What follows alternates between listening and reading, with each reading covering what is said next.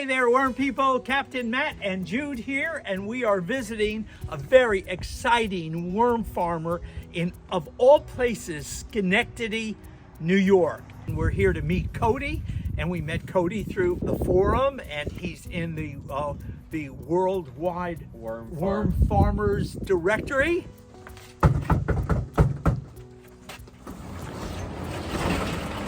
Hey, Cody. dude. Hey, how are you, Captain man? Matt. Good. How's it to going? see you. How's it going? Hey, really great. Thank you guys for stopping by today, you know? Yeah, well, thanks for having us. Yeah, this is an awesome experience. And I didn't even mention, we are with Vermaluv is the name of Cody's business. All right. So that's very impressive how you're using all this space. You know, I was inspired. I started this by listening to the videos that you've put on YouTube, and you started in your garage, and you just made it so real and so tangible and a real possible, avenue. So Great. I wanted to kind of just follow suit in my garage and just kind of scale it up. Fantastic. Show us what you have. Part of Vermiluv is I am food waste's worst nightmare. I'm tired of food waste ending up in landfills. It doesn't do anybody any good there. Yeah. 30 to 40% of food created in the U.S. ends up wasted. There's got to be a better fix for that. And so when I found out about worm farms through Captain Matt, you know, that's that intersection where maybe we can get rid of food waste and help people who are gardeners and our local communities at the same time. Yeah. So we run a couple different worms in here, a couple different bins. We have a 1-ton bag, which if you guys follow Captain Matt's YouTube channel, that's where I got the idea from. If you don't, you got to start following it. But if you take a look on in here. Woo, look at all those babies. Oh, yeah. We got Tommy, Cindy, Sam with a C. Oh, Jebediah's over there in the corner a little bit. These guys, I mean, they're my best friends, if I'm being honest. Beautiful red wigglers. Red wigglers all day long. Yeah. You know, there's red wigglers. I think there's blue wigglers and European night crawlers, Canadian night crawlers. Yeah, all different kinds. I was told that red wigglers are like teenage boys. If you give them a space to hang out, you give them food, they're pretty content, and they're really not going to give you too hard a time. That's one way of looking at it, yeah. So. And they got some pretty bright yellow tails on them too. That's one of the red wiggler it is markings. Yeah. Cool. And so if you take a look over here, I started with, 5 or 6 bags in my garage, and I need more worms. I need more worms. So I created this giant bin. It's 4 feet wide by 8 feet long and 4 feet deep. And I started a wedge kind of system in here. Let's pull these. Ooh, look at them. These guys. Oh, look at that. Oh, yeah. Oh, Cody, my goodness.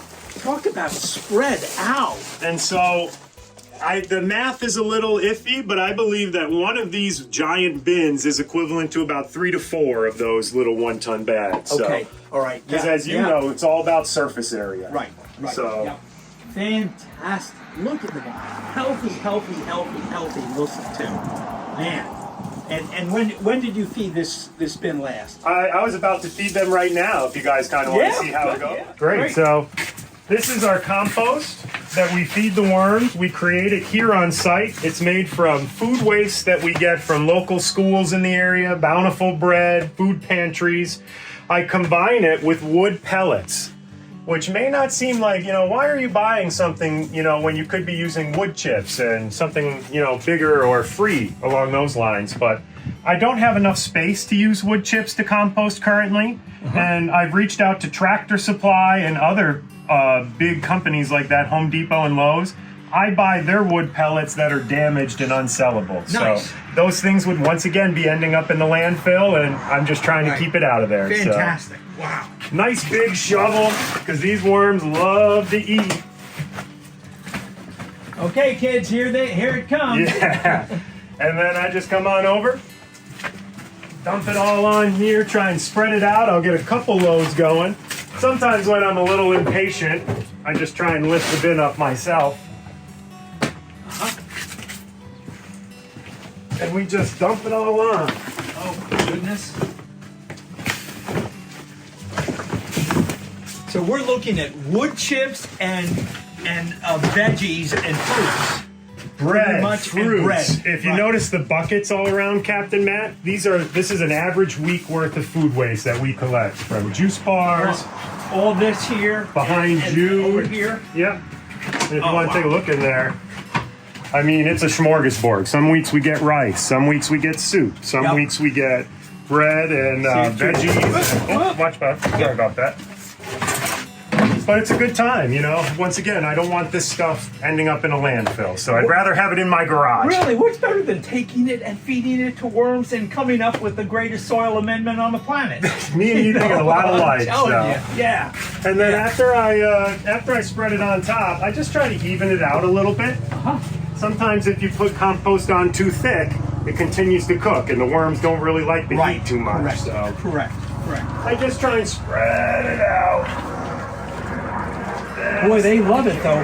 Just to see them, those worms spread so evenly, Cody. That's amazing.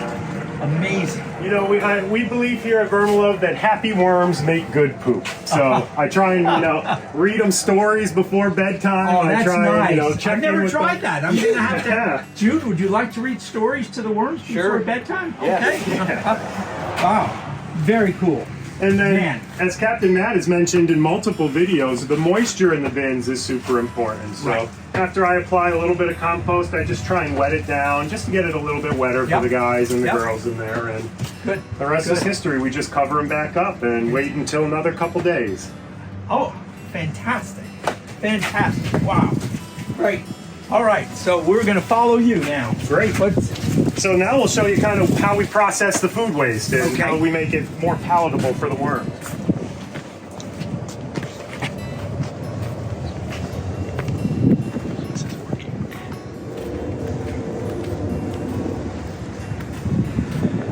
Keeps falling over. Mind the mess. It is a farm. Technically, I'm a farm in the eyes of the U.S. government, so I feel like I got a little wiggle room when it comes to how clean this place can be.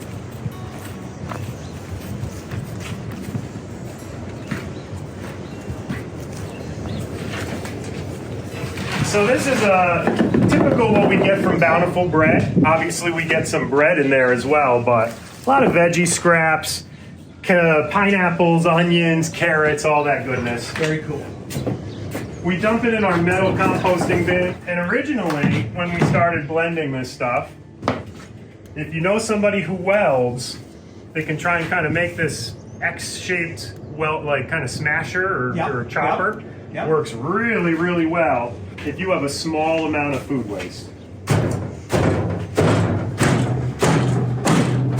Cuts right through the food waste, cuts right through bread. Did you design that yourself?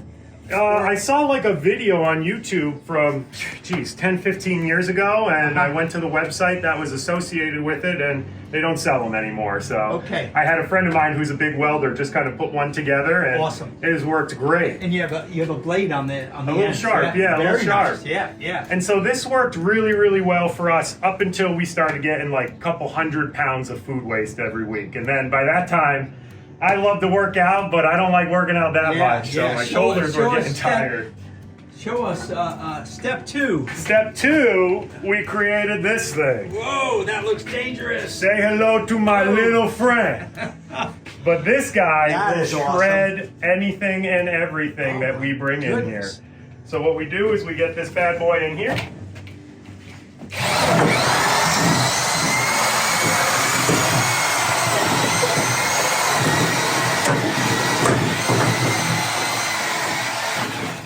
We just try to, the word is homogenize the food waste. We want things the same size so it breaks down at the same speed. If I was to put in a giant loaf of bread next to a teeny tiny cherry tomato, they're not going to compost at the same time. So. That's cool. That is cool. It's really cut our composting down immensely, our composting time down immensely. So it's been a great help for That's us. a great tool. What a great invention. And it looks dangerous, and it is dangerous, but it's also, I mean, it's a couple saw blades on there. These are just chop saw blades, or maybe not chop saw blades, but those are 12-inch blades. We've got just a simple threaded rod, and then I've just created like a makeshift bit that threads onto the rod. And this is just a regular mud mixer that you can get from Home Depot or Harbor Freight. So That was Awesome. immense, because if you look up giant shredders or even small shredders online, Yeah. sometimes they're $10,000, $15,000. Huh. I think this ran me $77.18 at the end of the day. So, Good deal. You know, really has helped us out a Good lot. deal. Really nice. So after we blend the food waste and homogenize it, we take it over to our static aerated bin. These are our 2 functioning bins right now. I started with this little one, and almost instantly was like, yeah, that's not going to be big enough. So we went up in size a little bit. Okay. The big one on the end has some tubes we'll look at in a second. You guys want to poke your head in Steam there? coming out of there. Oh yeah, baby. Yeah. We got our temperature in there. Looks like it's about 160. You love to see that mold. You Yeah. love to see all that stuff work. And once you start composting a lot, I can almost tell if it's good compost by smelling it. Yeah. You know, I walk by it. Oh, that's at the right temperature. Oh, that's not hot enough. You That's know, awesome. And it's in the Great. 30s outside right now. so it is. And so the biggest worry I had was, how am I going to compost in the wintertime? Composting in the wintertime is completely different than composting in the Of summertime. course. Of course. So these bins help to retain the heat. We have, and we can look at the other bin in a second, but we have pipes that run along the bottom of the bin that Right. force air into the pile. So I don't have to manually turn it as often as I would a regular compost Nice. pile. And then we've also put some kind of foam board on the side. We feel that this just helps further insulate the heat in there, Sure. and, you know, it Sure. doesn't allow heat to escape on those very, very below zero nights, those very cold nights. Yeah. So. Yeah. Wow. We'll take a look on the inside of this. We call this Big Bertha. She's not up and running yet, but these are the pipes that I was talking about. These are PVC pipes, but we recommend using agricultural pipes. They're a fraction of the price when it comes to that versus a PVC pipe. Really? And Really? PVC can add up pretty quick. This is all a system, right? All these tied together. Yep, these pipes go into a bounce house blower that I have under my deck just to shield it from some like rain and elements and weather and water and like that. It just brings that air in, and it's got to. We set it on a timer. Make its way through. Yeah. And on a really, you know, some weeks we get clobbered with food waste. You know, before a holiday, the school Right. empties their fridges out and stuff like that. When the pile is super wet, I do have to get in there and kind of help it aerate a little bit. But more times than not, you throw it in here, you let the timer in the air do its thing, and we check on it every couple days to make sure it's at the Awesome. right temp. Awesome. That is super. Wow. Wowee. And so after we take the food waste out, we have an overflow in the back corner where I like to let it sit for a little bit before it goes to the worms, just because Right. worms aren't a fan of super hot compost, Yep. and Yep. just allows me to kind of sit on it a little bit. But after we give it to the worms, we have to sift the worms out. We have to sift the organic material out. And, you know, once again, I can only do so much working out in one Yeah. day. And so. the older you get, the less you're going to be able to do. Yeah, I'm lucky I'm only 32 right now, Yeah. but I'm already feeling it. Yeah. So if you come on over here, we'll show you. I built my own sifter. So it doesn't look like much, but man, this baby packs a punch. Wow. Let me I like just your plug screen. So I have just a regular Sawzall or a reciprocating saw, something Right. along those lines. We've just put a little pin in here to lock it into the blade.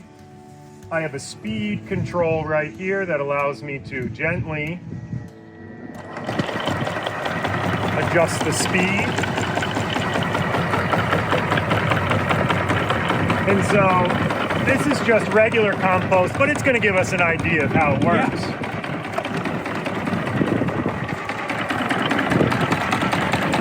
Dump some in. We adjust the speed a little bit just to make sure it's the right speed for what we need. And we just let the machine do the work.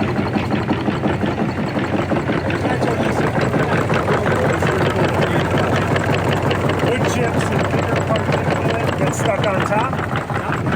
Dump that. After the top layer is sifted through, we remove the top layer. And this is where a lot of the worms, the cocoons get captured. We have a smaller kind of, what's this called? Screen, a smaller screen to kind of help us capture those things. Yep. And then when we get it going again, we just let the snifter once again, do all the work for us. Kind of move it around a little bit. I just like getting my hands dirty, so I'm constantly playing with it. You have to do. People used to ask me, don't you wear gloves? I was like, I don't want any gloves. I just like my hands I like the feeling of it. I like the feeling of it. Yeah. Well, that is wild. And then your finished product's down there. And then we just built this to size, and the finished product comes out. I mean, it's like dust almost. Yeah, it's just so nice. Yeah. It's really smooth. And that's your finished product you take to market.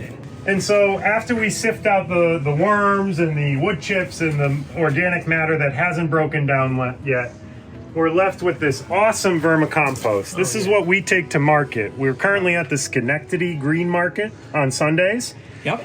Hopefully one day maybe at the Troy Market on Saturdays, and who knows, maybe all over the world, you know? So you never know, you never know. That was 1/8 inch? Yep. Do you think that's I think awesome? the top screen is 1/4 inch and the bottom screen is 1/8 inch.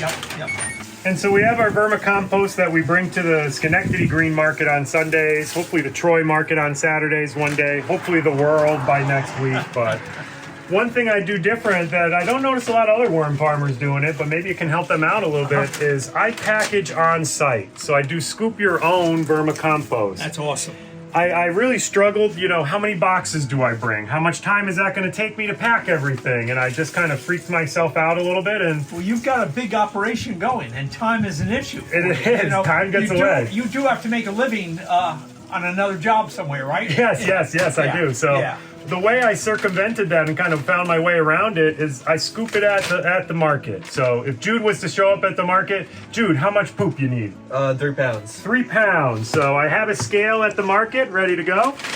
I just scoop it up. Oh, we got some live worms going on in there, which people love to see. Sure. We scoop however much 3 pounds may end up being. We'll call that 3 pounds for today. I like to put a little extra in there like Five Guys does with their fries, you know. For sure. Add a little love in there. I just place that bad boy on the scale, 3 pounds. There you go, dude, and everybody's happy. I don't have to pre-package things. I don't have to worry about running out, and Jude gets the exact amount he needs. Right. Whether and everyone knows they got fresh, local worm castings. Amen. You know, Amen. from Vermiluv. Woo! That's awesome. That is really awesome. So, Jude, do you have some questions that you might ask Cody? Yeah, so how All did right. you get started with worm farming?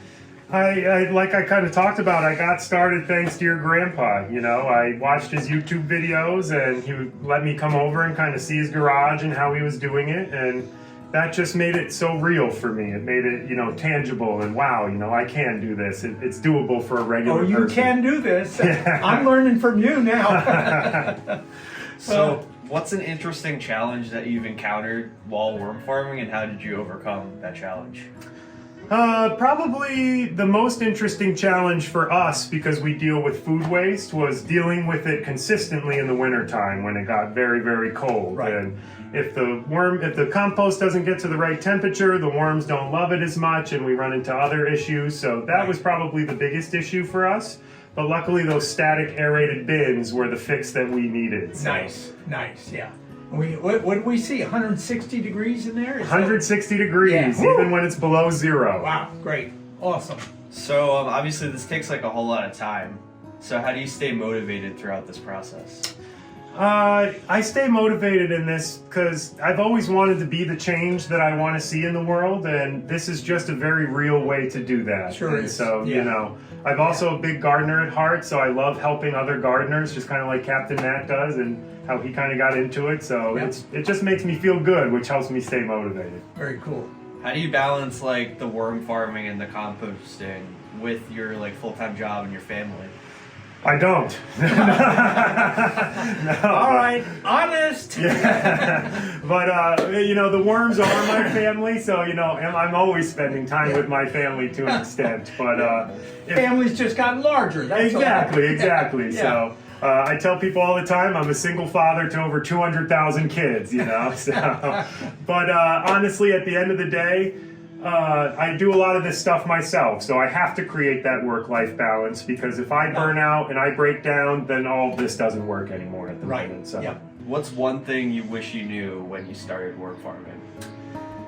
When I started worm farming, and I'm not just kind of, tooting Captain Matt's horn, but I wish I knew just how the amount of quality in the videos that Captain Matt puts on his YouTube channels. Because sometimes you go on YouTube and you're like, oh, let me try this, and it doesn't work. And, you go to a different YouTube video and it doesn't work. And what I found with Captain Matt's videos is everything I tried worked just the way he described it in the videos. And, his videos are just packed to the brim with good information. So that's the one thing, instead of looking all over, I wish I just took the time to watch every single video. I probably would have gotten there a lot quicker.